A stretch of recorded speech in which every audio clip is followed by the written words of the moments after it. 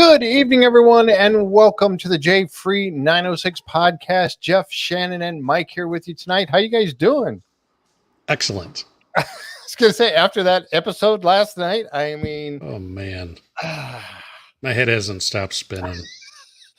it was, I venture to say it was the best one yet. I don't know. There's been some really good ones, but this one was right up there. Thank you all for being here with us tonight. We appreciate everyone showing up and coming in, joining in. And I want to throw this out to the chat real quick while I go through some housekeeping. What did you all think of last night's episode on a rating? Is it the best, the top 5? What do you guys think in the chat about last night's episode of The Secret of Skinwalker Ranch? And I go ahead. Top 5 ever or top 5 of the season? Ooh. Ever. All right. That's some strong review. Go big. Go big. Yep. Go big. Oh, 10 plus. Yeah. All right. Yeah. Let me know what you guys think. So if you haven't already, please subscribe to the channel. And if you like the content of the show we do for you here tonight, please give us a thumbs up. We appreciate that all very much. Many ways you can help support the show. All of that's down in the chat or in the description of the show down below. I won't get into all the details, but you can buy a hat or something like that. But anyway. But I tell you, I'm excited. We're going to have to jump right into this one because, and again, like I said, I was very, very impressed. I mean, they jumped right off the bat again, with the drill. And it was like they kind of brought us into it slowly, with the drill program. And that's something that I've been very excited about, the drilling. Yep. And so let's, I didn't do that yet. I forgot to get the presentation going here. Got my pictures. I got to show my pictures, right? Oh yeah. Got to have the pictures. Boom, there they are. All right. Get the pictures going here. But yeah, so right off the bat, they come out to the drill site and they're talking with Alex and Jared over there. And you remember what happened with these guys last week. They tried to drill in and they were going into the mesa. Drilling there's a picture of the drill site, but they're going in on each side of the GPR anomaly that Jan Franke found, right? Yep. And the debris field, or what they're calling a debris field, probably not a debris field, but that's what they're kind of calling it because it resembled that. But yeah, it was a nice Pepsi can sitting there, wasn't it? Yeah, ad placement there. Probably I saw that too. Yeah, good thing it wasn't Dr. Pepper. Oh my gosh. Oh boy. We've already gone off the rails and we're like 5 minutes in. Oh, I know people were talking about Dr. Pepper the other day, and anyway. All right. So what they're doing is they wanted to be able to drill into Focus, Jeff. Yes, drill into both sides on either side of the anomaly. That actually Jan found this in 2 different ways. He found it when they were dragging that particular GPR unit across the mesa. That was last season, right? Mm-hmm. And then again, this time they did like a little lawnmower pattern up on the mesa, and they got even more. And of course, now this picture here is kind of the best way they could describe this anomaly, looking at it from a horizontal view, looking into the mesa, I would suppose. Yep. And the anomalies on both sides. What they want to do is go in there and widen these holes out from a 6-inch or 4-inch or whatever it is to begin with out to like 18 inches, line it with some sort of non-conductive lining, and then be able to put electronics in there so they can like scan that anomalous area inside there and kind of get a better look at it without damaging it. Okay. Yep. And as you know from last week, they were unable to get in there. They went in about 40 feet, all stopped, couldn't go any further. And they needed to get in there about another 100 feet more to be able to even get to it, to this area. So, and what was weird too is that, or not weird, I guess, but I hadn't realized that they actually wanted this to come out through the top. When they drill in, it's going to actually keep going up and up and up, and then actually come out in the top of the mesa, back inside the mesa a little ways, but up on the top. which would be really cool. So we'll see if they can ever get this off the ground. Because what happened was, as you guys know, they started drilling on this particular episode. They moved over a little bit, said the alignment was good, started drilling in. And how far did they get on this one? Do you remember? 100 feet, About 100 feet Yeah. in. 130 feet. Yeah. 100 and drilled, quite reached a- 130 feet. Yeah. Quite a bit. Yeah. And then But they heard but it broke. It broke between the drill and at least somewhere close, because they could see the pipe. They could see the drill pipe, and they tried turning it and having their guy take a look at the pipe, and the pipe wasn't moving anymore. So, fortunately, I think it broke relatively close to where the drill is compared to 130 feet in. That would have been just give up and start again. I felt really bad for the guys that were drilling because I could just imagine them having to call and be like, we broke it. Like, broke the actual drill bit. Yeah. Like, that's gonna, I mean, I don't, this is where my brain goes, but it's literally like this company took a risk going out there to begin with, and now they've got a piece of broken equipment, which is hopefully insured, but like insured against an impenetrable mesa. Like, what Right. you explain that cost to Yeah. an insurance company being like it broke, so they're looking at having to obviously replace something. Yep. I felt so bad for them. Yeah, I did too. Well, you Just kind of had to sad. know that was coming because they're just too confident. They're Yeah. going to Yeah, get it's skinwalkered at some point. I mean, So They we got- got this. they got a much bigger machine. You know, they definitely know what they're doing. I'm sure they work for the oil industry a lot too. And, you know, there's a lot of pressure there. They're pretty confident. So inevitably, the ranch skinwalkers them. Yeah, it got him for sure. And yeah, so you know what and you think about the times when Pete Kelsey would tell him, oh, you know, he just sits back. Usually when they're having that meeting with everybody, where everybody's standing outside and they're all talking and they're all there, you know, they're all confident about whatever their thing is, you know, and then Pete's already going, yeah, you're gonna find out. I love Pete's emotional expression on the show just as much as when we see the facial expressions of like Eric. Eric, yeah. Yeah. He's always got like a great like he rolls up and he's just got such a personality even just standing there. Yeah, he sure does. It's amazing. But you know, and one thing too, and I get this, you know, people, not everybody agrees with, you know, on the YouTube chat or the comments that I get after the fact. You know, I'll go down through the comments and look, and you'll get people that are saying, "Oh, you're full of crap," or "This is a bunch of hooey," or whatever. And that's what was happening last week. You know, and I wonder why do those people that are going to tear down everything that has to do with this show and say, why do you even watch this show? I mean, why do you even bother?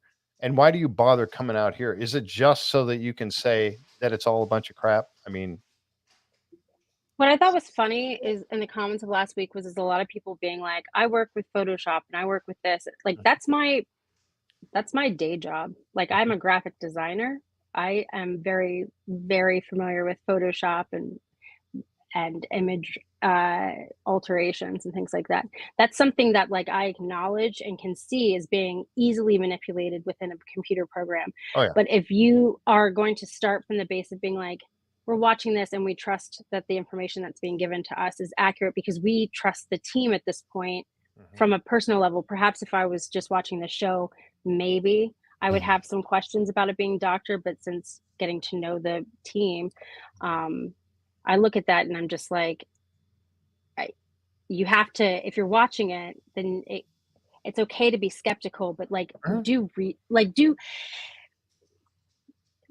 do more. Yeah. Like Oh, I agree. be involved more, do more Yeah. research because Right. that's not the only explanation for it. It is certainly an explanation if we're being lied to. Right. But what a stupid thing to lie about at this point. Like Absolutely. why blow however many seasons and your reputation on doctoring a a photo like that. That's unnecessary. Yep. So yeah, I don't get it. I don't know why people even bother making the comments.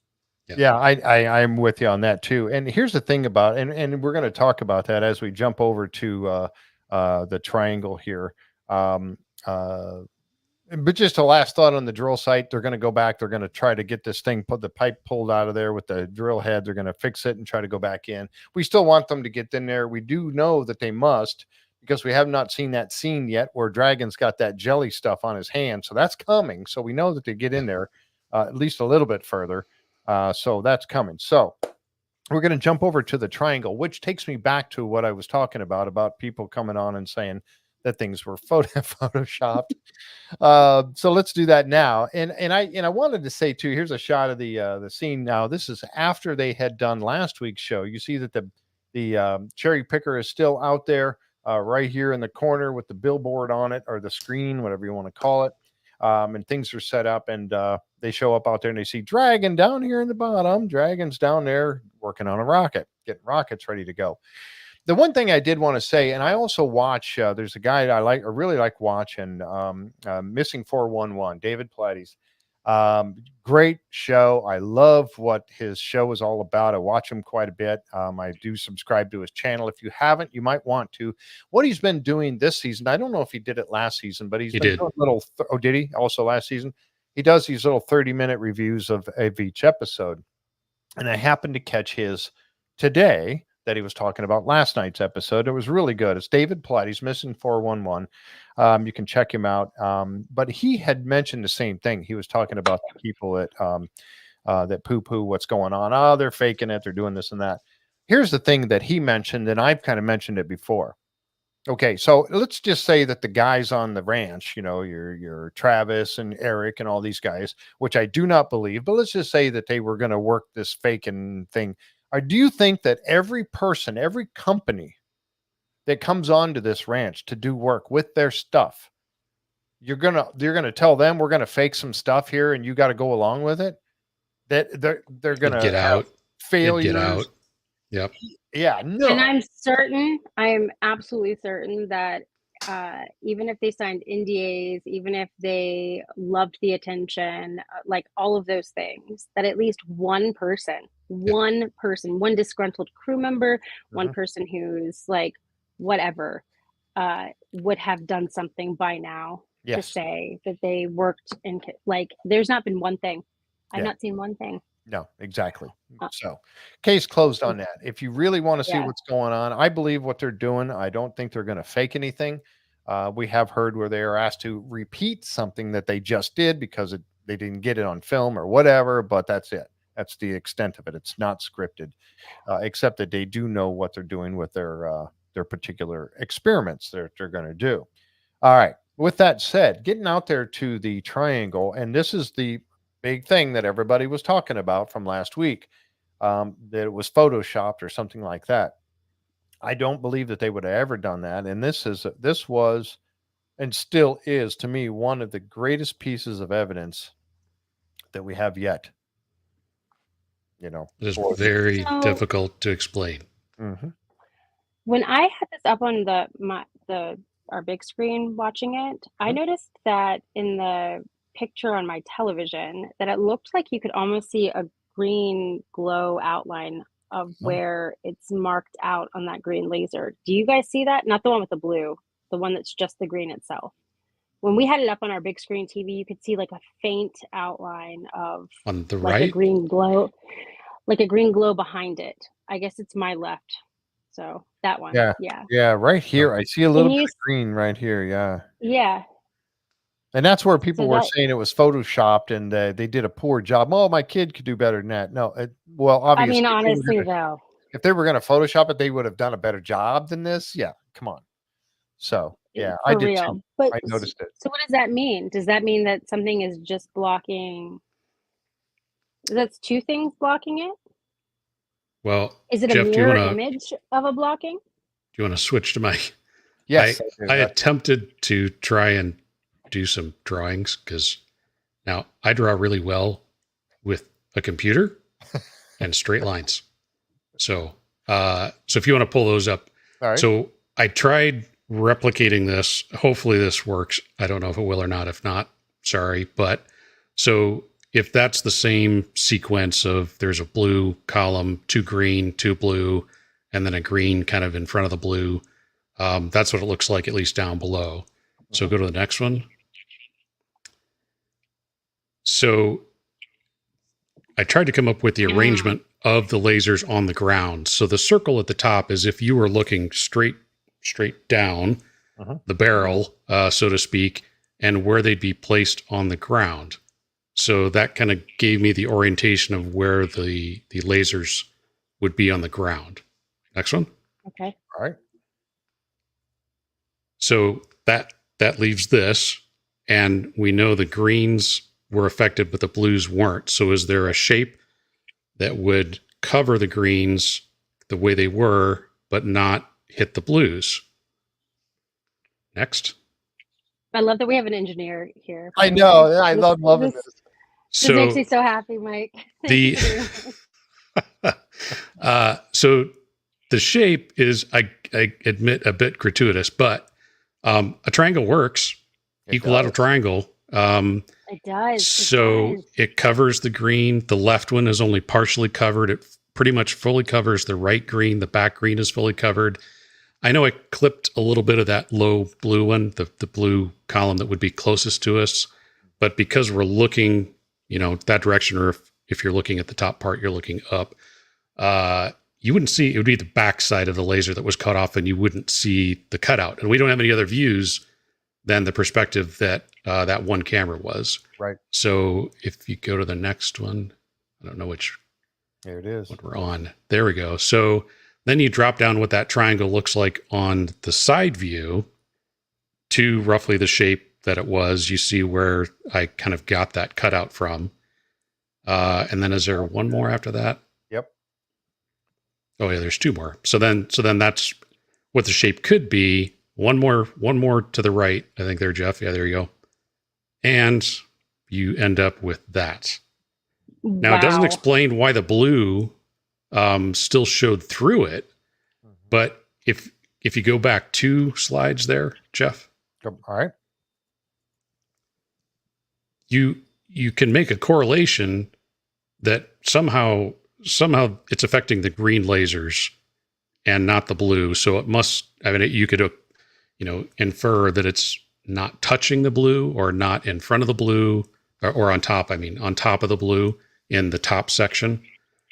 And so I don't know, but I thought it was a good exercise. I was curious to see how they were lined up on the ground and how you get the columns the way they were. Could you get a shape? What shape would make sense? It's like I said, that to use a triangle, with black triangles and flying saucers, all that stuff, right, a little gratuitous, but it works. It fits. It was a simple shape to throw up there, and it affected just the green lasers. I don't know why. That's pretty. That's some thinking. You put some time into that to figure out how. And I did the same. I didn't do the same work that you did. You put in a lot of time on this, but I was trying to think of what shape could you put inside there that would have affected it that way. But then I thought, no, it's not going to work. It's going to be too big. It's going to hit the blues in some way. But wow, that's pretty awesome. What's crazy to think about too is the fact that like a cone in nature, like, is just a triangle rolled essentially. So we've just got a ton of triangles, which is wild. This is incredible. Mike, you're the best. Yeah. This is why we keep you around, Mike. No. Hopefully it made sense. Like I said, it made sense to my brain. I was going quick though. No, you did great. Yeah, no, this absolutely makes sense. Wow, that's incredible. And how long was the exposure? Do you remember? It was only a few seconds each exposure, right? It was I didn't hear if they said. They just said a long exposure. Mm-hmm. Yeah. So I don't know. Wow, that's great. That is an explanation. We don't know if it's. Thank you for trying to find a solution rather than another problem, Mike. Yeah. I Yes. try not to be the whole problem. Maybe a part of it, but I don't know if Eric. We'll have to tell Eric. Have you discussed this with Eric at all? Does he? no, No. no, Oh, no. well, somebody will have to let him know what we did, and he'll have to come back and watch the podcast here and see what he thinks about it. But that's really, Michelle is watching. She yeah. can pass along a She'll message, pass I'm it sure. along to Eric. Yeah. Yeah. Tom says very impressive. Great job. Yeah.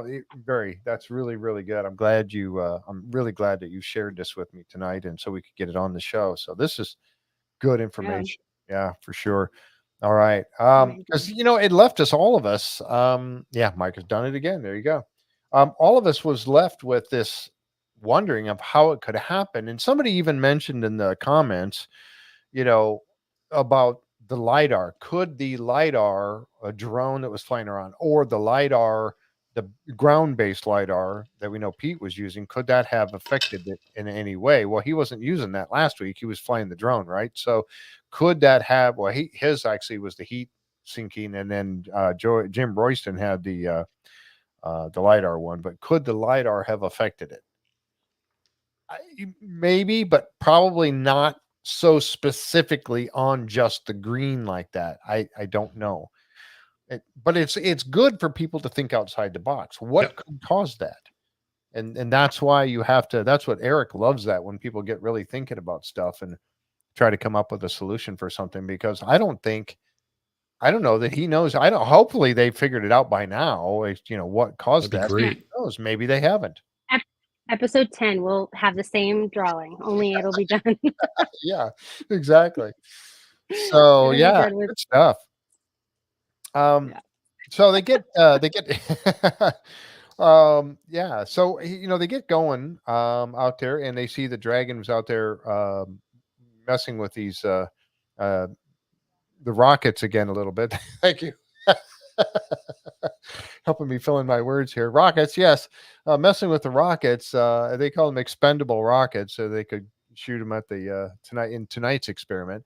Because what they're doing is they're setting it up with a laser space cannon, just one this time, shooting straight up in the center of the triangle, in the anomalous area there, and right off the bat, while they're setting things up, Dragon notices a light in the sky, which these guys are trained now. They're always looking up. Go I ahead. know. I was gonna say that. I wish that we could splice the reaction here to like the first season reaction of like when they saw the thing in the sky. Because at this point they're just like, oh, Oh, there's Yep. another thing in the Yep. sky. Yep. that's Okay, very let's shoot cool. another Right? rocket. Yep. Big Yeah, deal. Right. Like they yeah, see it so frequently, they were just like, yeah. There's gotta shot another that, one. I They guess. see so many. They see so many. It's like, oh, there's another one. Too Yeah, many. and yeah. Could that Season be one, it? they were like, look, right there, right there, right there. And they're running I around. know, like running around like crazy, and this time they're just like, all right, let's move on with our rocket. Well, there it is. That's the light they saw. And what was neat about this Mhm. one, I thought, was that they said that it stayed stationary for quite some time. It wasn't moving. It just eventually just faded away. It didn't like zoom off. It wasn't slowly moving by or quickly moving by. So it wasn't a satellite or anything like that. It was sitting in one spot. So not a plane. Planes don't hover. It's not a helicopter, in my opinion. So I don't know. But here's They're the probably uh, looking down, thinking, "Great, another rocket is going to be shot up." Like it's again more Here we go rockets. again. Yep. here we go again. Again. They talked about it, how it was very similar to the one they saw last week in the dark as they were getting ready for everything. And that was the one that Travis saw in the sky above. Very similar.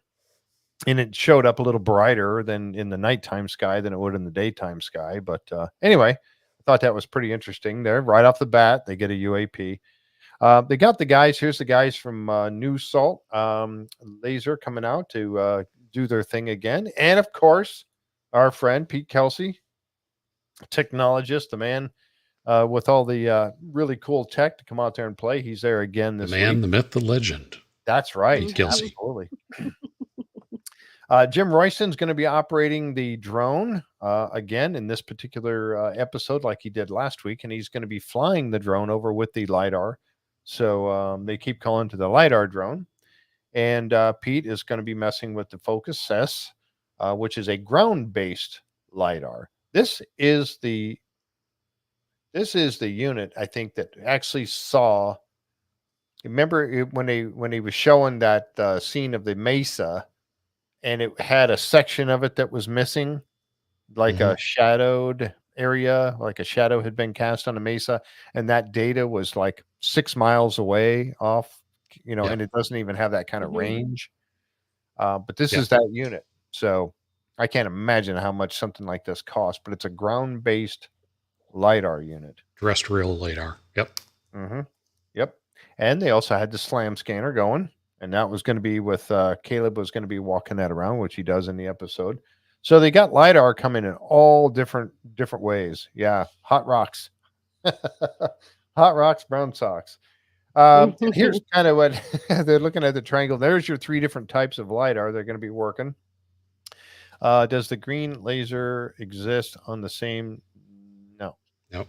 no. I Nope. thought about that too. What frequency does the 1.6 or what frequency does the green? And you talked about that last week, Mike, didn't you? Yeah. I forget now. 550 nanometers. It's not in the anywhere near the. Yeah. It's in the chat. Anywhere near that. 520 nanometers is what There you Cindy. Yep. Perfect. Put in the Perfect chat. timing. Yep. Yep. So, and they also had Don Mitchell out. Remember, he was the the guy with the fire management officer for the tribe, and he was out there. He's the one that was out looking at the burned fence post that they had out there. So yeah, and I don't know if they were bringing him out, if he had a crew there with him just in case they caught something on fire or not, or if he was. But really cool to see him out there. Yep. And go ahead.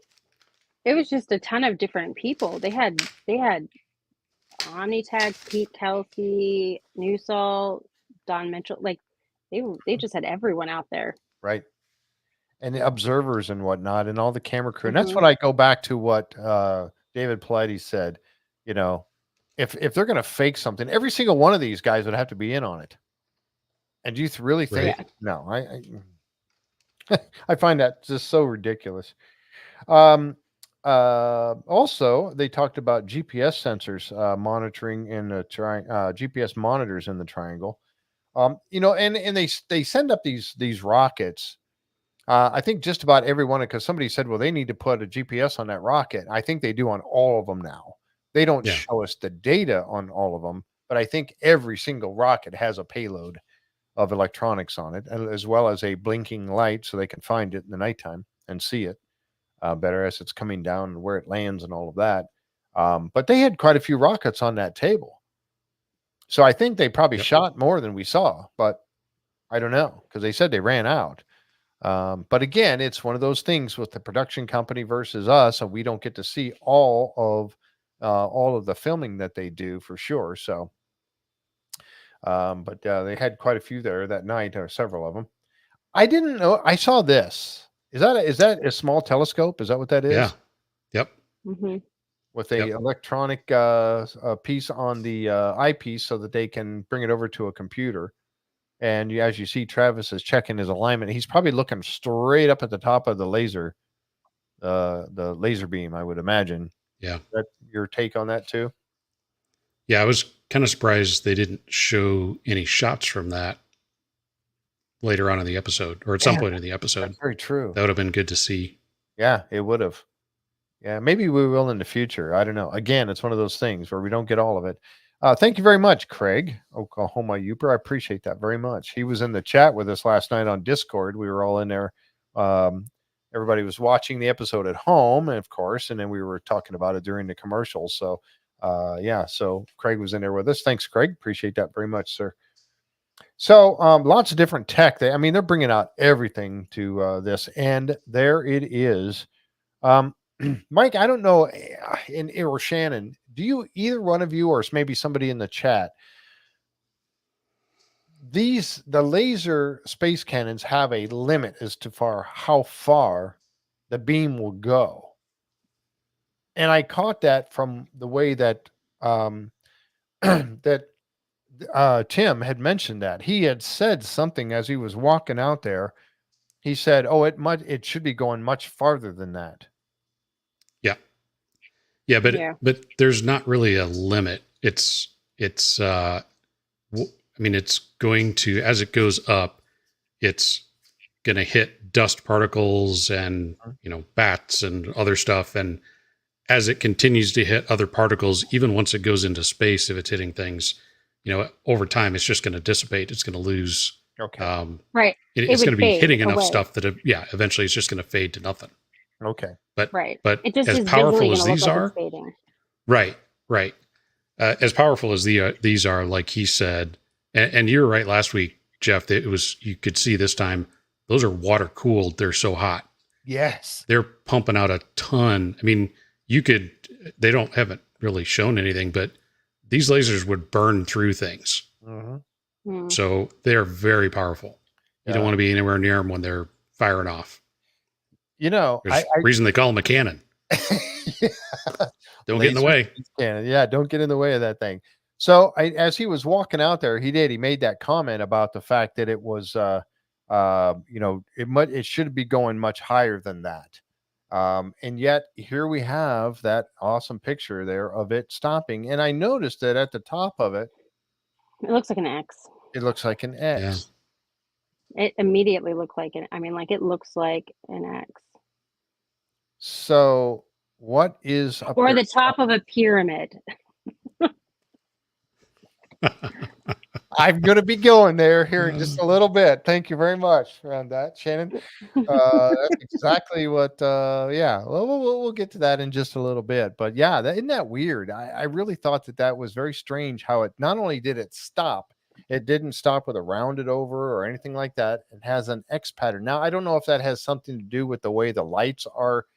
And I don't know what makes these things. I haven't studied a laser space cannon to see how it's constructed, what's in the base of it, but I wouldn't imagine that it had the lights were in a pattern of an X. Are they? Do you know, either one of you? Quite frankly, it doesn't matter. It shouldn't have stopped. No, it shouldn't have stopped. That's correct. That doesn't really matter what the shape is. Because it could be that the lasers are because it's probably multiple lasers all combined in a tight pack, and it shouldn't matter. It should go, like you said, go on until it dissipates to nothing, fades to nothing, and it stopped. So there has to be something there blocking it. Has to be. Absolutely. My jaw dropped. Mine did too. Literally. I was just like, this season has been crazy. Like we've gotten, I feel like, more this season than we've gotten in all the other seasons combined. Oh, absolutely. Is what it feels like at this point. Like that was, you just like don't have any clue what's happening next for sure. I don't understand how they go on. I don't either. I mean, I'm like, I would just stopped and stared at that thing. Yeah. And then to have Eric confirm it, he could see it too. Yeah. I'm like, just crazy. Exactly. It's crazy. Yeah. The one picture, actually, this picture right here, bring back up. This was one from the command center. If I remember correctly, that was the one that they showed from the command center. And this was the one from the ground that as they were looking up at it. So, I mean, Eric could see it too. It's stopping up there or something. So, and it was about, I think we'll get to that as we go along here later on, but about a couple thousand feet, I think is what they were saying, where it was stopping. But just a blunt stop like that. And so what could cause that? We just simply don't know. And one of the things too that we you and I, Mike, we were looking back and forth at this particular monitor that Eric was watching, and it had the orange line on it and stuff. And so I was like, what is that thing? What is this thing that he's looking at? What's this monitor? What's he monitoring there? And it was the Kraken. The Kraken. Did he say he names these things? He does. He does. He names all of his stuff such funny names. Really? I mean, serious names. Seriously mythological names. I mean, I think it's a testament to sort of like the nature of what they're doing too. Like it dips into almost mythology. But yeah, my husband was like, he has to say release the Kraken. Or can't call it that. I'm like, I said it last night too. We can see it. He's released the Kraken. Release the Kraken. We Yeah, say I know. release the I Kraken. had to do it too. I know. All of us nerdy guys, we have to say that kind of stuff. But anyway, but this is what it was, and it's really, it's an invention of Eric's. Is that correct? Did Eric invent it? I know. I heard him. We've heard kind of some rumblings about it in the past, and didn't really understand exactly what it was. But did he make this thing? He created this thing? I'm assuming so. I think so. Yeah, I'm Anybody sure know he for did. sure out there? He very easily could have. I mean, he makes Oh, a lot of the stuff that they're using anyway. So the man's brain is just amazing. I think if it hadn't been him, they would have said who did. And it's got Probably. Eric's hallmark naming on right, it. yeah, Yes. he So named I it, would- so that means it's I would Eric's. feel Yeah. And so what it allows them to do is to track where a signal is coming from, the direction that it's coming from. And that's very, very important in what they're doing on Skinwalker Ranch, because you know that they get that 1.6 gigahertz quite a bit. And so they need to find out where is it coming from. And you've heard them say before, oh, it's coming from over by Homestead too. And here we are again. You know, this signal was coming from Homestead too. And the Kraken proved that. Now here's the artist rendition at Prometheus putting this picture together of what the Kraken was, and you see up here on the top it has these little antennas in a circle, and apparently, and again, we don't know. I don't know if this is exactly what it looks like. This is what they use for a display for our picture for it. But I guess those little antennas, along with the software and everything, would allow them to tell the direction of the signal. And Yep. again, that's very important. Because they want to know where it's coming from. And so you've seen Travis run out like submarine sonar. Oh, okay. Very cool. You've seen Travis runs out right away. And he takes one of his antennas on the ground and he turns it towards Homestead too. Yeah, it's a directional antenna. Yes, thank you. Because he wasn't picking up the 1.6 prior to that. And lo and behold, as soon as he turns his antenna towards Homestead 2, boom, there it is. So he confirms what the Kraken was telling him, is that there is a 1.6 or very close. It's just a little off of 1.6, as you can see there. But yeah, sure enough, there it is. Now, you go back to the thing of what in the world is over at Homestead 2 that's creating a signal. And everybody asked that question, including Thomas. Now they will have to go and explore under and or around Homestead 2 even more so. So why do you think no one went over to Homestead 2 when this was happening then? I don't know. Maybe what do you do when you get there? Yeah. Scream. Scream. You scream. Go touch the rock. Michelle said that the Kraken was being tested at White Sands in 2011 Combat Outpost Surveillance and Force Protection System.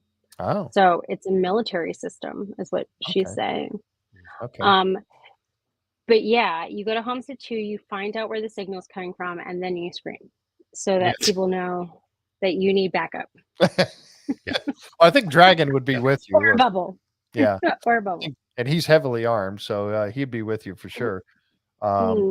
Yeah. So well, I don't know if space or if laser space cannons can't touch something. I'm not sure I would have any faith in a weapon whatsoever.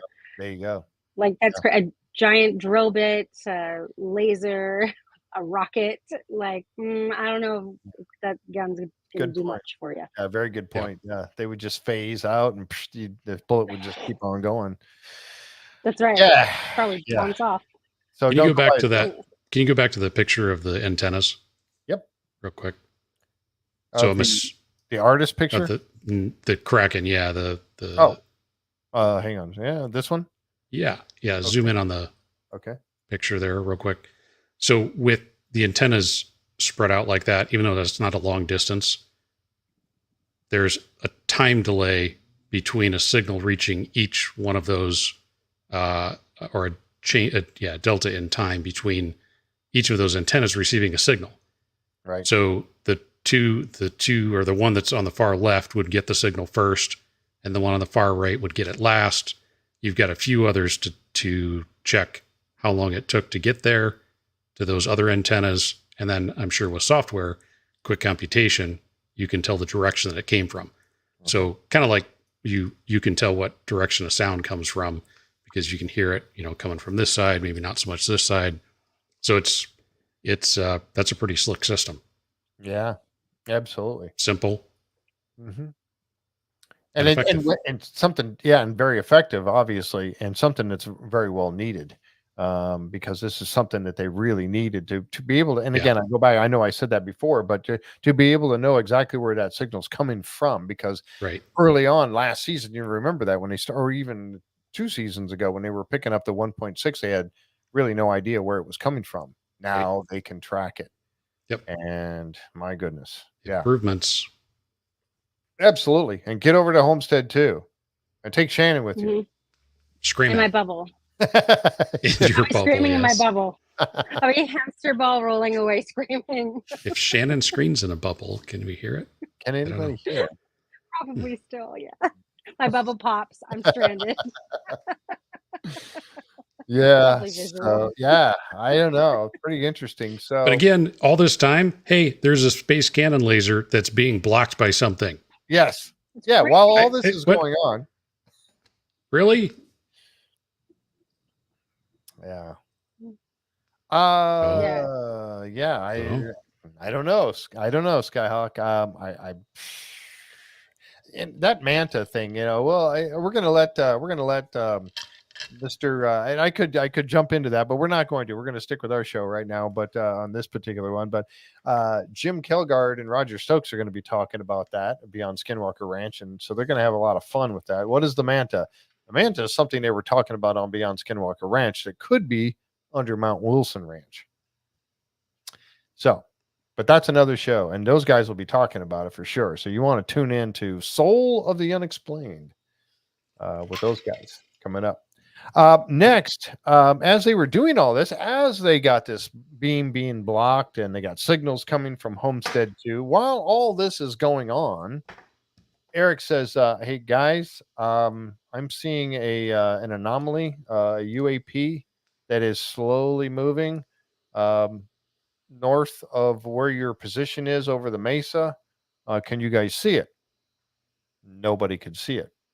Now, was it being blocked by the mesa or because they were down low and it was just so low? I think at one point they probably could have when they first looked.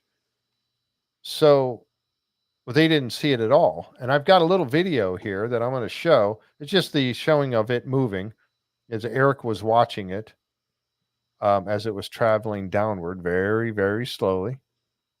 And I'm assuming this is real time. It's not, slowed down or anything because you see that beacon blinking down there.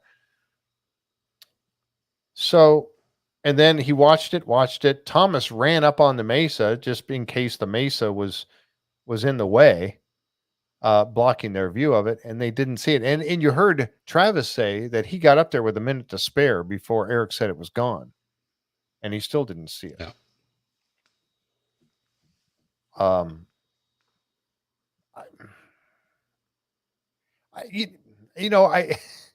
I talked about this before about the number of UAPs that they see at this place. It's crazy. It is absolutely unprecedented. There are other, I mentioned this a couple of years ago, but there are other UFO hotspots around the world. But man, Skinwalker Ranch has got to be the number one that we know of anyway, and being studied the way it is. Yeah, a clear night too. Exactly. That's what they were thinking initially. Maybe it went behind a cloud, and that's why they couldn't see it from their perspective. But it was infrared, and was said that Eric's camera could pick up infrared. Yes, absolutely. So, and to address a satellite comment, I know that they track the satellites that are going over. I think drones have to be registered now, right? Didn't that take effect in like the fall if somebody was surveilling them? So it would definitely, if it were something like that, it would be illegal. Illegal at very least, and would only be picked up on infrared. So that's interesting. Satellites you can see with your naked eye in the sky too. Like that's not a hard thing to see a satellite going over at night time if you know what they look like. Yep, I've seen many of them. Starlink, you can see them all the time, especially And when they're Starlink's first wild launched. to And they're see. going in a yeah, they are. Yeah. Yeah, when they're first launched and they're going out in a line of them, that's really cool because you see all this line, like 6 or 7 little dots going across the night sky. Yeah. Pretty interesting to see, and it's pretty telling when you see a satellite. But don't forget that they're always running that software that tells them where the satellites are, so they always check that. Eric's constantly checking that to make sure. Stars, satellites, flights, aircraft. They track all of And that. it does say, people are saying that it could be a military drone. Sure. I mean, like Michelle made a comment though that it should have flashing lights. Could there be a military drone that doesn't have flashing lights? Could. That's a possibility. I Yep. think honestly, the light is one of the least interesting things in this episode, which is Right. surprising considering it would have been one of the most interesting things in an episode a couple of seasons ago. Yes, it would have. It would have been the big thing.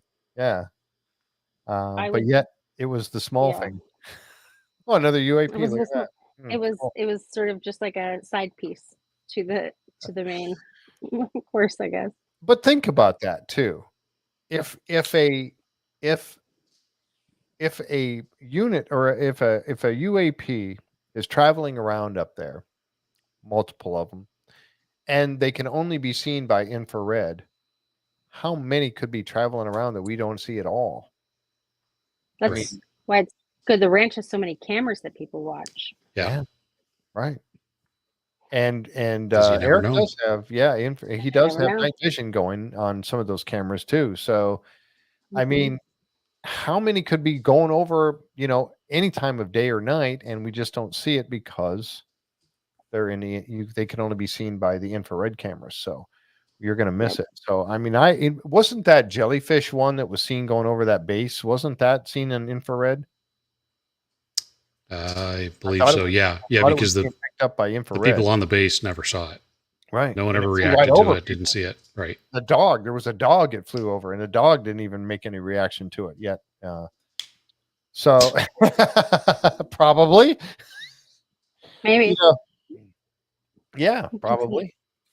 Something is tapping me on the shoulder. There you go.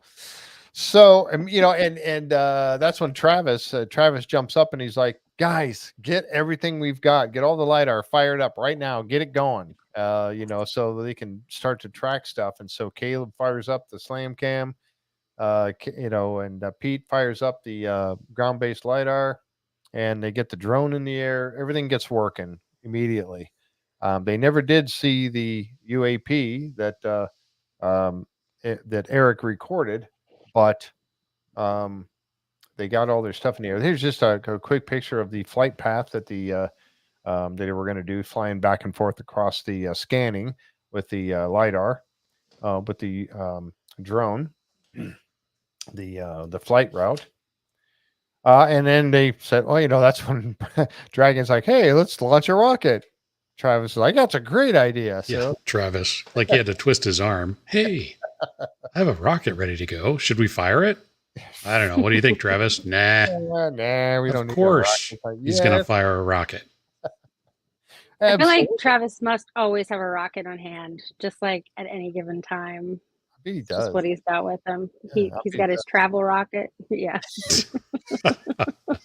He's got his to-go rocket. Michelle, does he have one in the trunk of his car? Does he drive around one with the back of the SUV? Probably. He's like, oh, this is my backup rocket. It's underneath his vehicle. Loaded up with all the tech. He's got his little mobile launcher with him. Right. Yeah. So, hilarious. Oh my gosh. And they fire it. And what does it do? Just like the one last week. It starts off, and you can see it looks like, and look at and I'm going to zoom in here for a second. And I again, camera angles and everything else. It looks like it's straight up and down, or it looks like it might have been tilted just a little bit so that it would end up going right up into the center of the beam, the laser space cannon beam that's going off. And you see that initially it started to go and follow that path somewhat. But then Travis has a rocket franchise, maybe. But then the The day that Travis says no to rockets will be the day he needs a brain scan. He does have a rocket. Not shocked. Jeep, not kidding. Not shocked at all. Not shocked. I've for 100% believed that. Yep. I would have been really surprised if the answer had been no, actually. Yeah, right. That was more unlikely. Yeah. Yeah, that was more likely. Oh my goodness. Yeah, that's funny. I kind of had a feeling he might. But look at the trajectory that rocket took. And again, you know, Travis brings this up on the show. He did say he did qualify this all by saying it could have malfunctioned. Yes, it could have malfunctioned. But he said again, I have launched literally thousands of rockets, and I do not see this happening like they see it happening here. Yep. At the triangle. And if ever there were an experienced person with rockets, it would be Travis. It would be Travis. So. Rockets, yeah. Rocket City Rednecks. But look at that thing. I mean, it's making a nest, just like they talked about. It's veering away from whatever is blocking the laser space cannon beam up there. It's going off to the side. It's actually missing it, like it was being deflected or caused to go away for some reason. The other thing I wanted to point out in this picture, yeah, and his fly straight. Yes, yep. Exactly. Yep, that's exactly what he said. Thank you for that.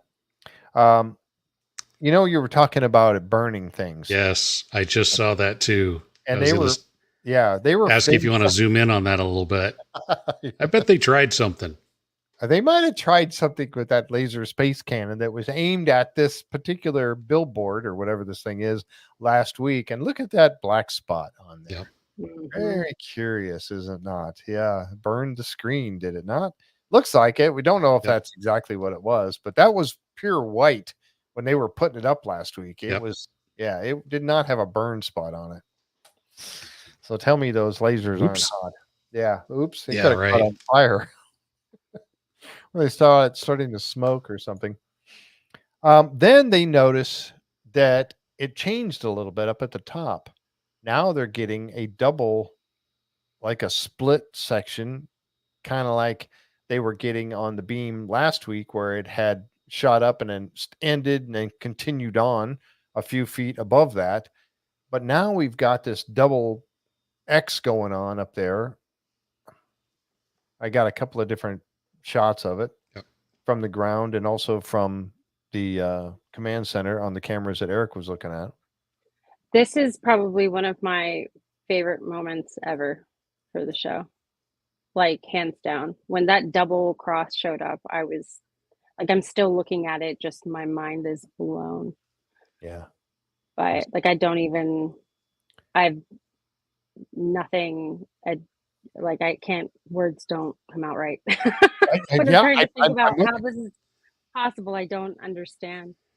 I mean, I could conjure some really stupid theories, none of which would make any sense. Like, it's double towel. We're not going down that road, Kat. I saw somebody else talking about the double towel, the 90-foot stone. Yeah, coach. But yeah, no, I mean, this is crazy. And again, before we had it stopping, and now it's continuing on a little ways. Like it's being affected by something. There's no doubt, folks. There's absolutely no doubt that there's something happening up there. They've caught it on so many different levels and so many different pieces of equipment. There's absolutely no doubt in their minds or mine that there is something anomalous happening above the triangle and above the ranch. So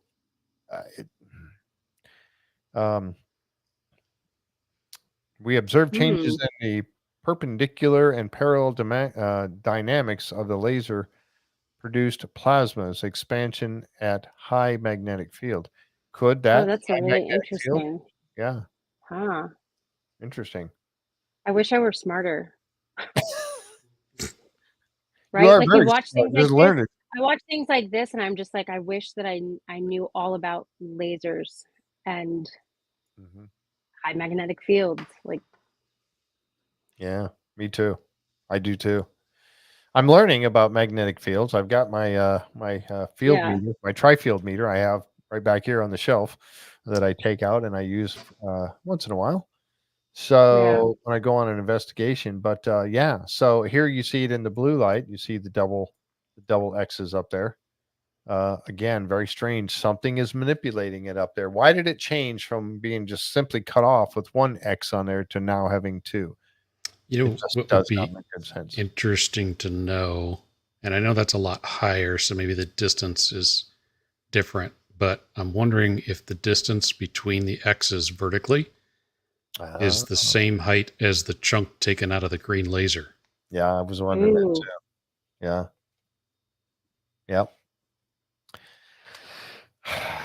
I don't know. That's a question for Eric. When they go, Yep. are they going to do another chips and Q&A tomorrow night? We have, yes, we do have one scheduled for tomorrow night. I All think right. at Good. 9. Got to ask Yeah. that Good. question. I missed a part of the one last week because Mike and I were busy. We happened to have a guest on Thursday night last week. If you haven't seen that show, if you're into Bigfoot at all, Dr. Jeff Meldrum, we had him on last week. Check that out. You can still go back and watch it on YouTube there. It's on the channel here on the Bigfoot in the Bigfoot section. Very, very good conversation with Dr. Jeff Meldrum. But that's why we were late getting to the chips and salsa, Yep. the Q&A over at the Insider program. But yeah, so pretty cool there. So they shoot another rocket and it happens again. And again, you see this. I tried to capture the best look at this, and it's not as bright on the one screen as it is on this one. But you can see here, it goes straight. It is following straight Mm-hmm. for this much, for this far. I don't know. And I'm There's- thinking this platform, this is the edge of the platform right here, the cherry picker with the board on it. This is the edge of that right here. And that's set at about 30 feet because that's where they had it at last week, was at about 31 feet. Look where this thing veered off, about 30 feet, maybe 40 feet, and it veered off. It's going straight, nice and straight until it gets to that point, and then it heads off. How So far away was the rocket from the actual laser? Because I just imagine if it gone the other Not far. direction and it being so hot, that would not be good.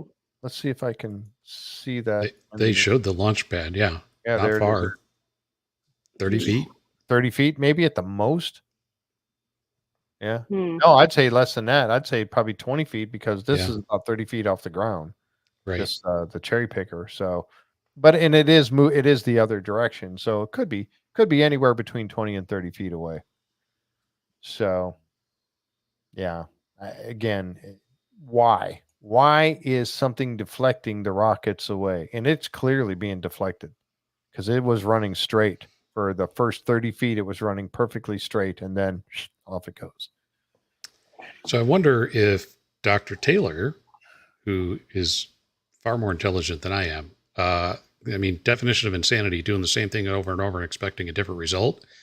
So we know now that pretty much any rocket they fire is not going to go straight. Mm-hmm. So how do you fix that? Oh, good. I'm pretty point. sure he knows how to fix that. So you might have to modify his rockets for Skinwalker Ranch to make sure that their trajectory stays straighter than, say anywhere else besides Skinwalker Ranch. Yeah. Because he said obviously he's done thousands and thousands of rockets and they all go straight. Yep. But not on Skinwalker Ranch. So No. And time to modify the design.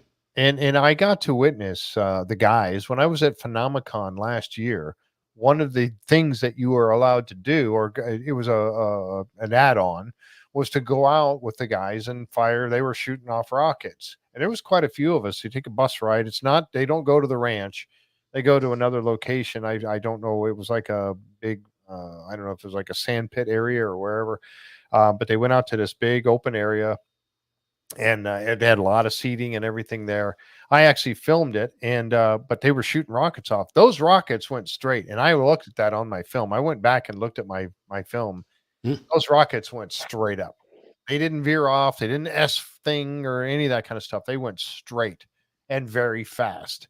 So they didn't, it didn't happen there at all. And they shot several rockets. They shot, I think, 4 that day. And none of them did. They all went straight, very straight. And you could tell from the smoke trail, it was a pretty calm night. There wasn't a breeze. And it would take a pretty strong breeze for a rocket moving as fast as it is, even at takeoff, it's at its slowest, right? So Right. it only goes faster as it gets up. Right. That, like you said, that shouldn't happen, but it does. So at the slower speed, it's being diverted. So maybe it needs bigger fins. I don't know. It would have been interesting if they had been able to shoot off several rockets in a line simultaneously yeah. to see if they all curved like that, or if any of them went up straight, because that would certainly, I think, in my opinion, probably help rectify the idea that it could be an issue with the rocket itself, right? Like if there were several of them and they all did the same thing, that would be very conclusive. Yeah, I think so. Yeah. Absolutely. Yep.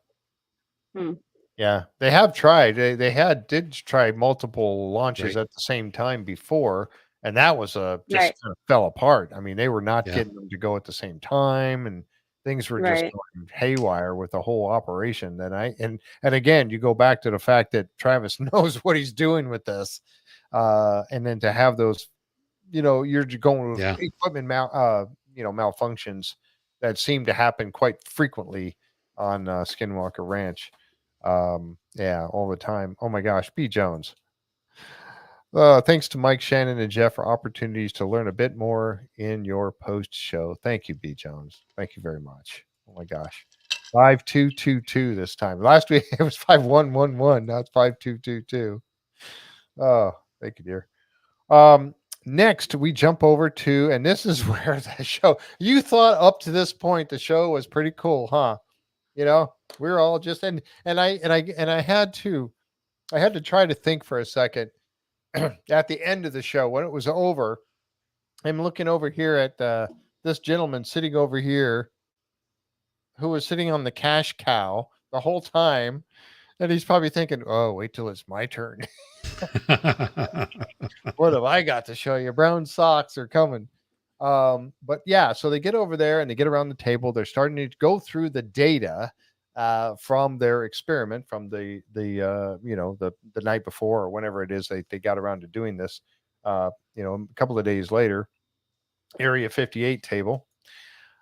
They show the SLAM scanner, and they actually show the route that Caleb was walking. You can see the line on the ground. Caleb walking around, and how detailed it is, that SLAM scanner doing its job. Really cool. You can actually see people, and people walking around and stuff down on the ground. Very interesting. But then they get this. And at first, I was trying to, when they first started talking about it, and he said, yeah, it's underground. Some of the LiDAR returns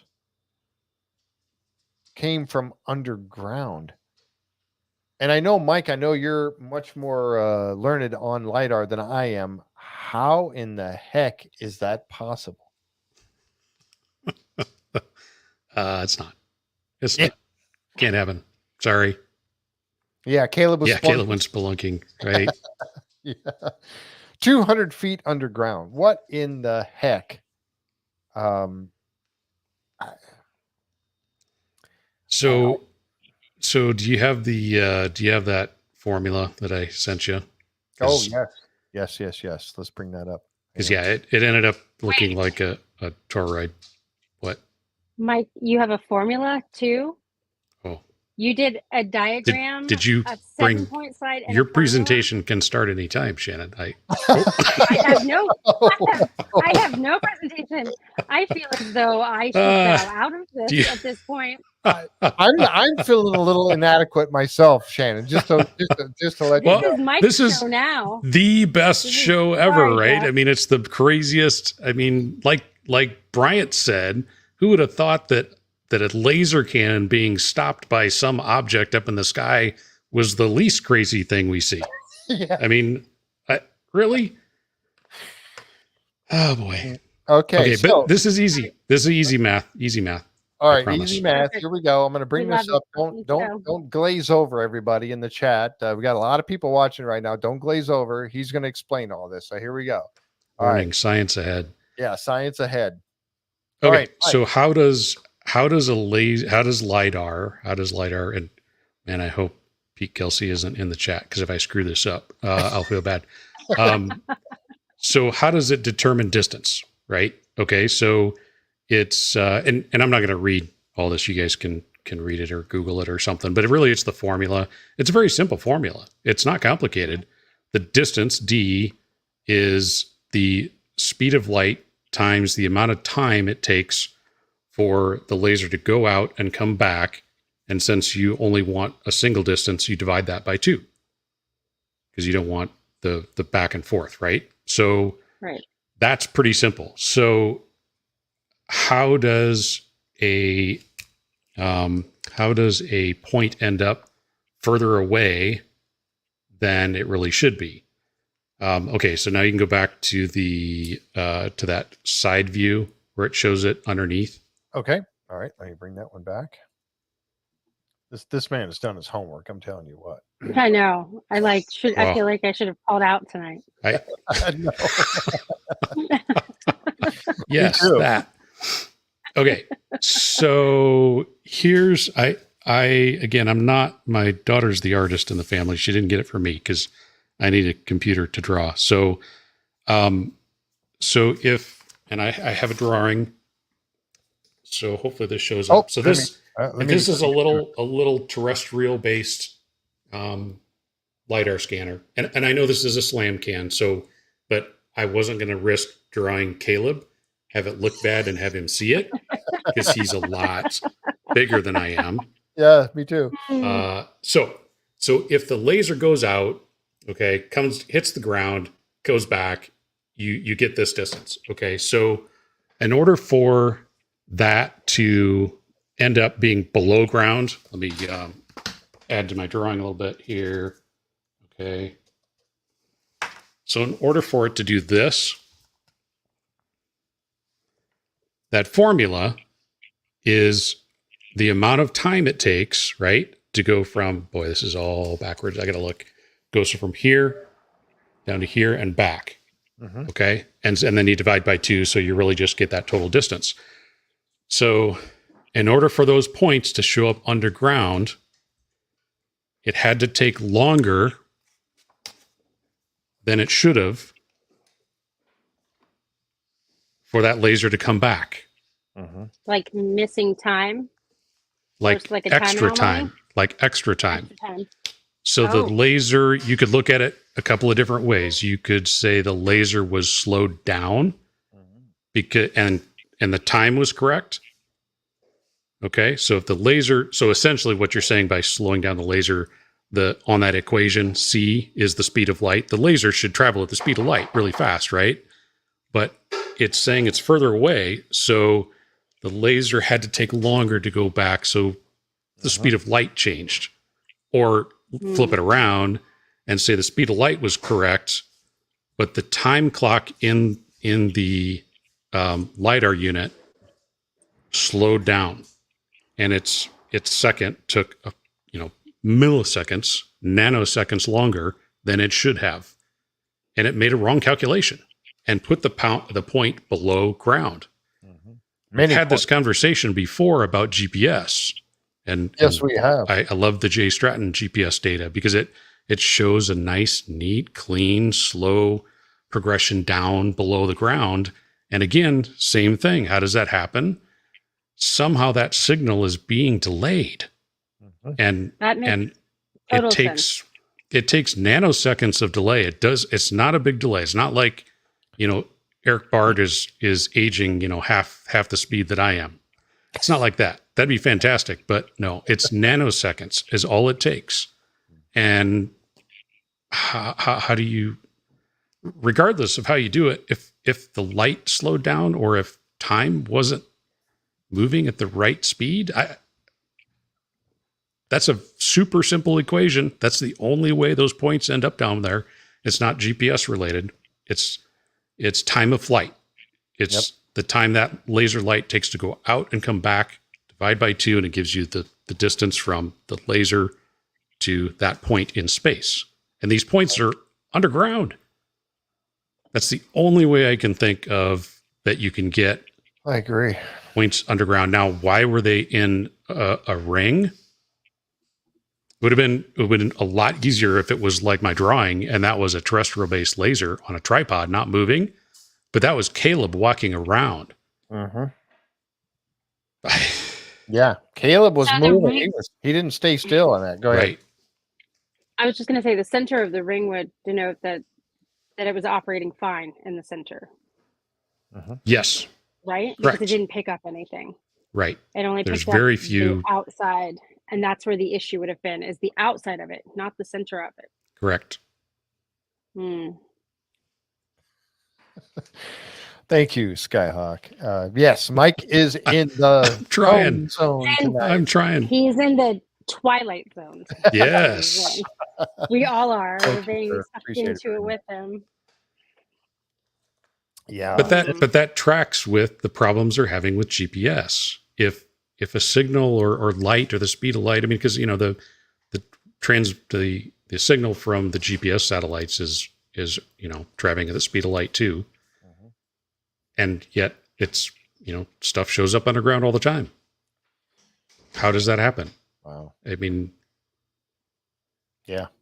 How does it happen? It has to be a manipulation of the time. And I thought about that, but I thought, oh boy, I don't know. I mean, I knew that the GPS was really worked on time, but until you really explained that the beam of the LiDAR, it's sending that beam out and back, that return time, yeah, that makes total sense. What about Robert's question? I'm not sure if it can be pinned, but it says, could electromagnetic interference, there we go, cause electronics to slow down or experience input-output reduction, delaying its ability to register data? I don't know the answer to that. Yeah, it wouldn't delay the light. It might cause problems with the calculator, with the internal circuitry of the LiDAR unit itself. But would it do it consistently to cause it to look like a donut? You wouldn't think so. I wouldn't Right. think so. Right. And that's the same issue I have with the GPS data when it goes underground, nice and in nice straight lines. And if it's interference, it should be jumping all over the place. And it doesn't. It goes nice and neat, and it doesn't make any sense. What would account for the speckling of underground data that we see in the center there? Right in the See how middle. there's yeah. Same thing. It's just whenever the laser was pointed in that direction, it took longer than it should have, and there are some points there. It doesn't. I mean, there's no more rhyme or reason to why there's not points in the center as to why there are points in a ring. They shouldn't be there at all. Right. You're right. Right. Should be reflecting off And the it's- ground and going straight back to the unit. Right. And it's more dense in some areas as well. Yeah, Yeah. absolutely. Than others. Yeah, and so Caleb was walking around this whole area. You saw the lines before. He kind of made a sort of a circle around the triangle area before. And so this thing was being affected in these areas to create this donut effect. So in the other areas he was walking, it did not affect it and it looked normal. But in this particular areas in this circle, so it goes back to the idea that the circle is where something is in a circle that's affecting it. And as he walks, it's being affected when he crosses that circle area. That's when it affects the LiDAR unit the most. So when you heard the guys talk about the fact, and it was Dragon that mentioned, or Caleb, one of the two of them mentioned that we've now had that one that he just did was below surface. Right. This one right here that they got last year with Jim Royston's LiDAR was on the surface, the circle, the red circle. Yep. And then we had the data that Jim Royston and his partner, I can't remember the guy's name now for the life of me, but he's there from Omnitech on the ranch. But he had, when they were setting up their, at the very first episode of the season, when they were setting up their unit and they weren't even really recording yet, they got this upper one above the triangle. Exactly. Where do we go from here? I don't know. But I go back to the thing that says, to my statement that says, there is definitely something happening here. Without a doubt, there's something happening here. If we could just figure out exactly what it is, but something is. If only. Yeah, if only. Leave it to Mike. He'll figure it out. We can all just sit back and relax. All right, your homework, Mike, for you. No pressure. We are going to expect a diagram here moving forward. Every episode, I'm going to ask. Yep. This is just wild. That is crazy. Wow. It would be. I'm wondering how accurate that is, location wise. Yeah, I don't know where those rings were, because I know they really didn't have much film on the top part. Yeah. That they showed in the first episode, I think it was. Yeah. This season. But that would be just about the opposite of what had happened with the stuff down below. Correct. There's this weird cloud, and so something was telling it. I mean, honestly, that's almost even harder to explain, because at least the stuff below ground, the laser was hitting the ground. Mm-hmm. It just thought that point was further down than it really was, based upon being underground. That cloud up top, and now how important is the middle picture? I mean, that was just, again, initially just kind of a head scratcher for me. I was honestly I'm more intrigued by the black spot than I was the red ring. I was ignoring the red ring. Yeah, me too. And now it seems like maybe that might be pertinent. I think it is. I think it's wild to imagine that these are 3 different pieces of equipment, 3 separate incidences, and all the same issue. Exactly. Like, I don't know how that gets explained away or written off as like a glitch. You can. It's a glitch, obviously, to like normalcy, but not in the sense that it's like it's something. Like, this is repeatable, is what we're saying. It's repeatable across different types of equipment and time, which is, at its core, science as being something that's repeated. Even if it's not the exact same thing, we are getting repeated results. Here's a question for you from David. Hey, David, how you doing? So what would hold a wormhole open long enough for the things to traverse it? Can you say quantum entanglement? I can say quantum entanglement. Yeah, I can say it. Explaining it. Yeah, explaining it. Spell it backwards. Yeah.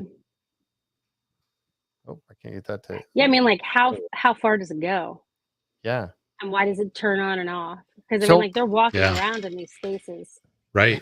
So why is it that some things are affected by it and other things aren't? And like, is it triggered by something? Is it not triggered by something? Is it natural, or is it literally energy that's being put into the atmosphere because of the rocket output? Or is it, it's just so many factors. Too many factors. So many. Maybe that's why we have so many episodes. Yeah.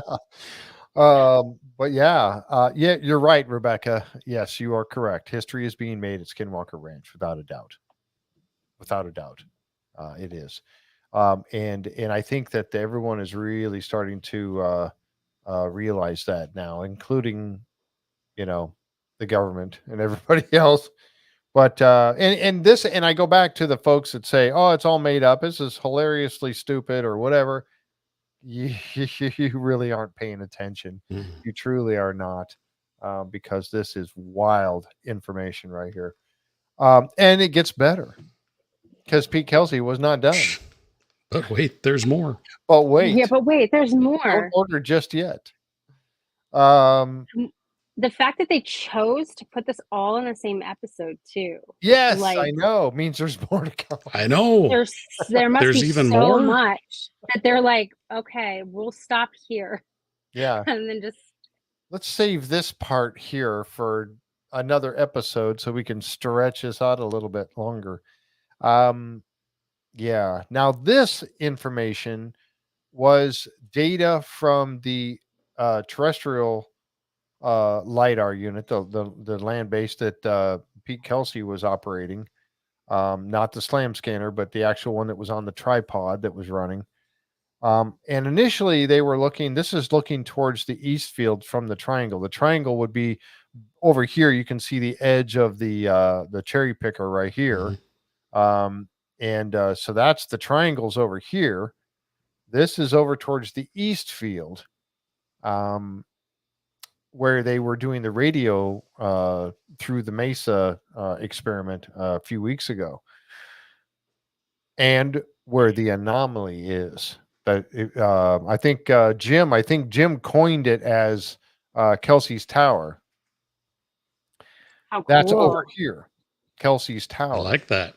Yeah, he's getting all sorts of things. His hot rock, his tower.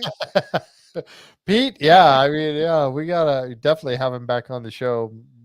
I mean, yeah, we got to talk about this stuff. I can't have him on just yet, folks. He and I have talked about it. We're gonna have to wait because I'm just assuming he did not tell me because he doesn't share things with me. Kelsey Spire. Sorry, Jim, I said it wrong. Kelsey Spire. Thank you. I'm assuming he's going to be on more. He was on. I seen a commercial. He's going to be on Beyond Skinwalker Ranch also. So busy guy. He's a busy guy. So here you see this looks like some sort of a tower or something that is shooting up from the LiDAR, the ground-based LiDAR. And now this direction, we're looking towards Homestead 2. And there's a tower over there. And so they're saying, well, okay. And then he decides to look, to the, I'm assuming this is to the south. So Homestead 2 would be over on this side and Eastfield over on this side and looking to the south. And you see like this wall. Okay. One thing that I'm going to say, and I think Pete already talked about this a little bit on the show, was that a LiDAR unit, as Mike was just pointing out, it's sending out a beam. Is it laser? Actually, laser. Yep. Okay, so it's sending out a laser beam and it's waiting for a return. It needs to hit something to get a return. Yep. Okay. So if nothing is there, it's going to continue going until it either fades out and give you nothing, or, which is why we were thinking that hole in the one that Jim Royston got in the red and green and all that black hole, it wasn't getting any return from that at all. So that's why it's black. It needs to hit something to get a return. A body, a tree, the ground, something. If nothing's there, it's going to keep going. So what does that tell us? That tells us there was something there. Had to be something there to get that return. And then Travis asked, can you look up? Now, go ahead. I obviously don't know what would cause this with the type of scanning equipment, but I know like when people do 360 photo, if you're on Google Earth, for example, and you take the image and you look up because you're in like real time, or not real time, but like a photo that's 360, you do get kind of this like warping of the sky in the center. How is this different from that? Can one of you explain that to me? I can. Because obviously it's different. The shape is very different. The point in the center is not, but like the hourglass, almost like that tight triangle hourglass, and the circular stuff around it. Will you explain to me and anyone else that might have a question as to how this is different? Than which? Than what? If you're like on Google Earth, for example, and somebody's taken a 360 photograph and you click the little thing and then you look up with their camera, you'll see where the sky kind of comes together, where the image stitches itself together. Yep. Can you explain how this is different from that process, from somebody that might compare it to that?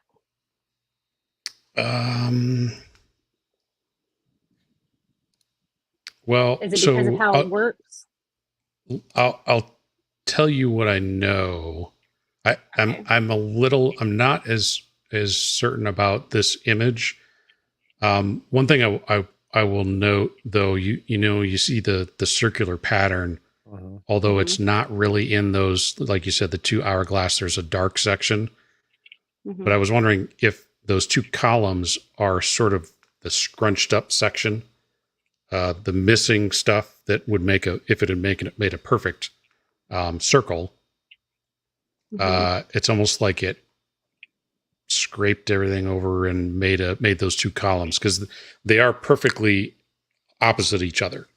Right. So I don't know how those cameras work. Technically, this should be different than that, but because of this pattern, it almost makes me think that it didn't do a full. I guess you can't see my hand.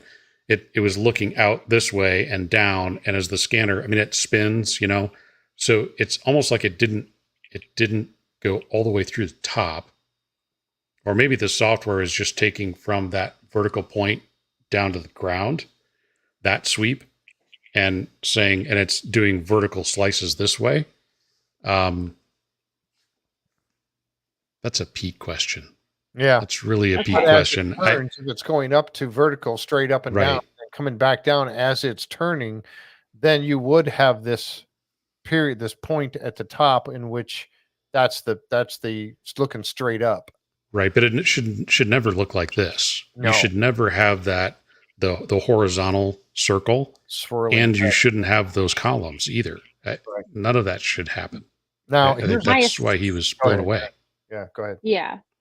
No, I was just going to say my assumption was that, there was an understanding as from them, at least looking at it, to understand why it would look different than expected when you're doing sort of like that 360 visual. And it is interesting looking at it that it does seem to be sort of like sectioned, mirror, faded. Like it's odd. Even when you compare it to like a 360 image on Google Earth, for example, when it kind of gets stitched together, it's still very odd looking. Yeah, Pete, we'll have to ask Pete. We have to remember. Answer it. We have to remember. Last week we got done with working with Dr. Jeff Meldrum, and I couldn't remember the questions that I wanted to ask him in the Q&A. So we have to remember that Robert or Mike, it's your job to remember to ask tomorrow. I don't know if you're going to be there. I see Robert Davies is out there. I'm going to put it on one of you guys to remember that. Now, here's a picture that I created. This was not on the show last night, but I thought, what would it be like if the actual laser space cannon was put into the picture? Now, this is where I was going with what Shannon said earlier. I don't know the exact position of it. I was playing with it a little bit, trying to line it up. And I was looking at these lines, how this line right here is straight and this line right here up and down is straight. And you look at the cross that was on there, and I was trying to line it up to see if maybe this cross had something to do with it. Now, that is, and again, this was me making this. It was not on the show. So I could have lined it up, and I did once. I had the actual crosses lined up with these lines here, and I thought, oh, that maybe the laser space cannon light was affecting it in some way, which it should not, because it's not a solid object. But maybe because it seemed to be centering around that. I don't know. What do you think? I mean, I just created this picture just for the fun of putting the laser space cannon in there, but maybe it had some effect on it. Maybe it was when it was hitting the object that was stopping the beam from going further up. It was creating some sort of a magnetic field or some sort of resonance that was affecting the LiDAR. I don't know. And it was cascading down then into a funnel type of a pattern. They mentioned that the laser cannon apex matched up with the cone at the top. Yeah, it did. And that's why I put that up there, just to see if it was what it would look like. When I saw this, I was thinking about, and it obviously not, but it does make me with the communication stuff, and even looking at this visual, especially with the blue line that you've put in, it does make me think of like when you've got a beacon put out on something that kind of spins, right? Or like a satellite that enhances a signal. Mhm. It's just, it's the shapes of all of this are so interesting. Mhm. I loved in this episode that we got more from what we had previously, because I feel like sometimes in the past we'll have an episode and we'll have a lot of questions still, and then we don't kind of return to it. Yeah. So I Right. was excited to see that we returned to some of the most interesting stuff, and I'm hoping that we're going to continue to return to this, because I can't imagine they're just gonna like leave Move this. on and not talk about it ever again. Yeah, how can you? You can't. Like they've focused in on the right area, and they've got, as far as I'm concerned, the most stuff out they've ever had. They're doing the most work. Like it's certainly a distraction from the mesa to me. Just like, oh right, there's a Mhm. mesa. There's something maybe in it. Like, this is crazy. Yeah. Yep. And this picture here kind of summed it up. I realize this is a somebody, a graphic artist rendition at Prometheus, probably that put this together based upon what they were saying. But those two towers, the one you see it here over Homestead 2, roughly that area, and the one from the Eastfield Canyon coming up over this way. And then, of course, the laser space cannon up through the middle at about 2,000 feet. Yeah, that's phenomenal. Did Pete actually say that it was in the shape of a cone? I don't know. I don't Because know the answer to that. if you go back to your previous picture, Mhm. that where it's looking straight up, that one, it could be a dome, or it could be an infinite cylinder. What I was Look like thinking that is also.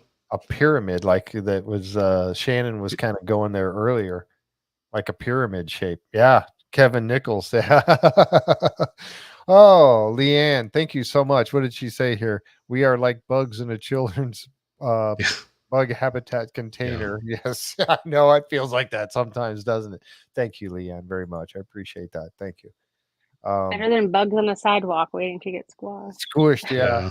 Yeah, I was what made me think pyramid was these straight lines. That's Mhm. what was I was thinking Yeah. pyramid when I saw that, a four-sided pyramid, and I'm like, wow, this is kind of like It is interesting now that we've got sort of like the cross and the triangle and the what looks to be almost like prism, like the issues with the light prism sort of shape and pyramid shape, but yeah, we've also got very distinct circle in the middle of that. Maybe that's why they're calling it a cone. yeah, I think also they're probably combining it with the fact that like they're leaning into the wormhole shape theory, yeah, exactly. right? Traversable wormhole. I think folks. Again, when you take, um, the like we had mentioned earlier, and Shannon was talking about this too, was the fact that you've got the different. If they were all lidars that created this different lidar. Well, we're assuming that this one it was Jim Royston got, and then the one here Jim Royston got was for different lidar. It was a different time anyway. It might have been the same lidar Mm-hmm. unit. We don't know, but those were both from Jim Royston or Omnitech's lidar, and then this one down here was with the SLAM scanner. But three different occasions in the same area coming up with the same type of thing. One above ground, one at ground level, and one now below ground level. I mean, it's not a coincidence. It cannot be a coincidence. Absolutely. Um, and then when you look at the missing pieces in the space cannons laser beam from last week, I don't know, but you talk about it, and I'm trying to find. Oh, here it is. The picture of the traversable wormhole that Travis shared a season or two ago. And think about that. That was a while back that they showed it again last night, but he had originally shown this picture. What was that, 2 seasons ago? Mhm. Was he way ahead of the curve on that already, thinking it was something like that? And a lot of people laughed at him when they see it's a wormhole. Yeah. I feel like the most fascinating part of this will be, let's say it is a wormhole. Let's just pretend for a moment that it's a wormhole. Yeah. How is it that you can walk right through it and nothing happens to you? Well, I don't know. How is it that things can come apparently in and out of it, right? But not us. Like maybe not it has to do with not power. not a laser, Uh-huh. not. But maybe sometimes, like when they're throwing stuff out of the helicopter, is that something going missing through there? Like what are the rules? What are the rules of this wormhole if it is in fact a wormhole? Yeah, exactly. We don't know. We don't know what the rules are yet. I mean, we can't even. Yeah, go ahead, please. Sorry. It's like set to a frequency to be like, oh, you can't take this stuff, but you can take this stuff into it. Like, yeah, maybe that's what it's all about. Well, then maybe it's about a certain your body, or because if you believe in string theory and the vibration and everything, maybe you have to be at a certain, your body has to be at a certain frequency to be able to pass into it. And this is something David Pleiades talked about earlier today in his Missing 411. Mm-hmm. What if there is? If that's the case, though, then why would objects sometimes go through it? I don't know. I don't know. Right moment. Exact right moment. How many medicine balls did they drop? And one, they've still not found it. Number 3, was it? Right. Number 3, they've still not found number 3. Don't know where it is. They had a rocket. So, I guess I can understand it applied through string theory and all of that. But like the object thing, I think adds an extra layer to it then. Mm-hmm. Like, I don't know. I don't know. But I tell you what, these guys are I think they're doing the best they can with what they have to try to figure this out, and I applaud them, and I do so more so every week, based upon what they are finding, what they're able to accomplish. It's simply and Jim Kelgard said it, jaw dropping. And it happened to me a couple of times last night. And again, it was what's yet to come that we haven't seen yet. If this is what they're showing us now in the middle of the season, I don't know. But yeah, that was David Pleiades was talking about the Missing 411. And what if people that have just simply vanished with absolutely no trace happen to walk into a traversable wormhole at some point and just gone? They're now in another place. I don't know. And why does it always happen when no one's watching? Yes. When you glance away for just a moment. Because there's intent behind it, was what he said. Right.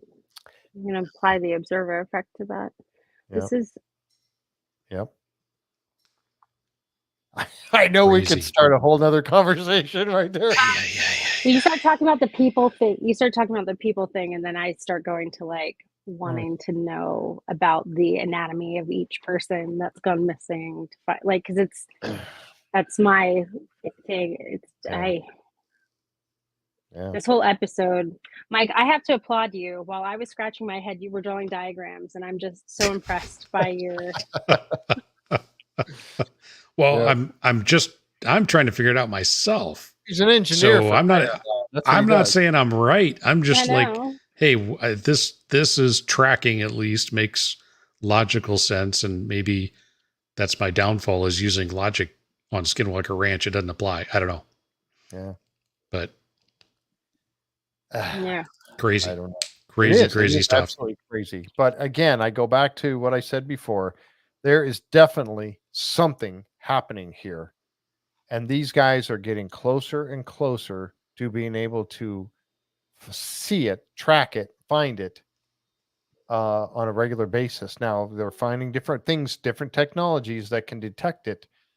I think they're going to they're going to be able to, and can you imagine if this is a traversal? And I have to say too, Eric said this during the show. He said, if, and it's a big if, because they are just looking at the data at this point in the show last night. They are looking at the data from that land-based terrestrial scanner and putting together the data and going that was their wow moment, looking at it going, oh my gosh. He said, if, and I'm glad he did, because they don't have the answers on this just yet. But if it is, can you imagine if they can come up with a way to actually detect a traversable wormhole and know where it is, the implications for mankind that would have going down the road? It blows my mind just to even think about that. But that's where they're headed. If this is what the big if Big it if. is. Yep. And I'm really glad he said that. That was a good statement. I think Travis had said, if this turns out to be real measurements of some real phenomena, then we have measured something nobody has ever seen before. Period. Quote unquote. That's pretty heavy. It is very heavy. And with that, I'm going to say we're going to wrap this up. Thoughts? Anybody in the chat? I know this was I tried to watch some of the chat. We did get a few of the comments out there. Again, I asked that question. Was this not one of the best episodes, top 3, in my opinion, ever on this show in all 5 seasons? And yet we're halfway through. What I don't know. Was this episode 7? Would have got 15 this year or 14, 15? Was it 14 or 16? I think somebody said 16. Okay, Yeah, 16. We're not quite halfway through, and wow, I'm already blown away. Crazy. Yeah. It gets more intense than this, man. Yeah. Where do we go from here? I know, best one, but I've only seen 7. Coach said, yeah. The amount of energy needed for a traversable wormhole is a lot. How can we find and measure it? That's a good point, Ron. There has to be some sort of a massive amount of energy being out. I will say this, though. That question, perhaps, how do we find and measure it, may have seemed impossible 20 years ago, but we have again, technology is exponentially advancing, and we are developing tools to investigate things that are beyond what we could have even imagined 20 years ago. So I think the same questions that we couldn't have answers to, we can potentially now. Like, we're getting there. If people start actually thinking about how, like, it's really not a far stretch when you start thinking about the technological advances that we're all making. It's wild to be watching in real time. It is. It really is. And that's the other part of this, is they're sharing this with the entire world. This experiment that they're doing out there, experiments that they're doing out there, they're sharing with the world. And that's something that Brandon Fugel said he wanted to make sure that they did. Very much so. David Russell says, now, next episode, traverse the wormhole. Who's going in? Can I go in? I think she'll throw you in. No. Yeah. I think that it's an interesting thing that it says about our culture when their transparency is so suspect to people. Like the amount of transparency, the willingness to want to engage with what Eric calls citizen scientists, the desire to share things with people with excitement and with honesty, people don't trust. And I think that's a really interesting way to view this sort of topic at large, because we are still going to have, even after this episode, people probably making comments about how it's made up and whatever. And I would encourage all of those people to spend their energy doing something else. If they are committed to the idea that this is not for them, then spend the energy on something else. Like, you don't have to. And if you are interested in it, then become really actively engaged and try to get involved in the community and, like, get to know some of the people that are involved, because in my opinion, these are very trustworthy individuals. I agree 100%. So I agree 100%. I've got to meet them all. And I agree with you on that for sure. Yeah. Yeah. Stargate 24, Zombie Driver says. Definitely the best episode of Skinwalker Ranch and one of the best shows too. Jeff, Mike's expertise and a great addition. And Shannon is so sweet. Ah, look at that. Stan Graham. Oh, thanks. Yeah. Yeah. I tell you what, it's AI. I know if they incorporate AI into this, who knows? Mission accomplished for Mr. Fugal. AI and making it transparent for everybody. Stargate in real life. What else could happen? Skyhawk, don't ask that question. Oh, never ask that question. Anything. Yeah. I have, yes, I have trust issues. That's what one person said. People can do not trust. Yeah, that's true. It is true, and that's valid too. Mm-hmm. Yep. Maybe this isn't the field you should be. I mean, I think that it's really important to be skeptical and look for evidence and look for science. You should be But skeptical. if this is, I think it requires that if you're actually going to be invested in it. You want to have a healthy degree of skepticism, and you shouldn't just trust anybody who says anything about this topic, even if they seem like they're well informed. But we've had now several seasons.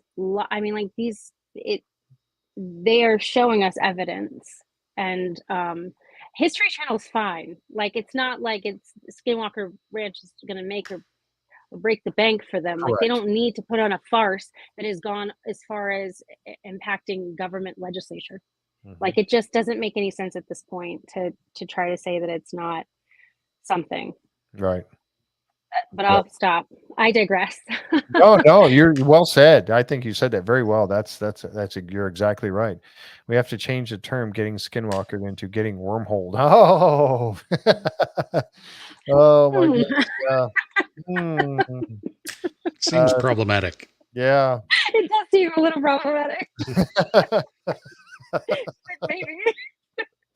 Oh my gosh. And with that, we're going to say goodnight. Thank you folks for checking out with us tonight. We don't have anything going on tomorrow night, but we'll be back here next Wednesday night for episode number 8 of the Secret of Skinwalker Ranch review. Thank you, Mike. Thank you, Shannon. Thank you, Christina, for helping out. And thank you all for joining us here tonight. We appreciate it very much. And we'll catch you next time right here on the J Free 906 podcast. Good night, everyone.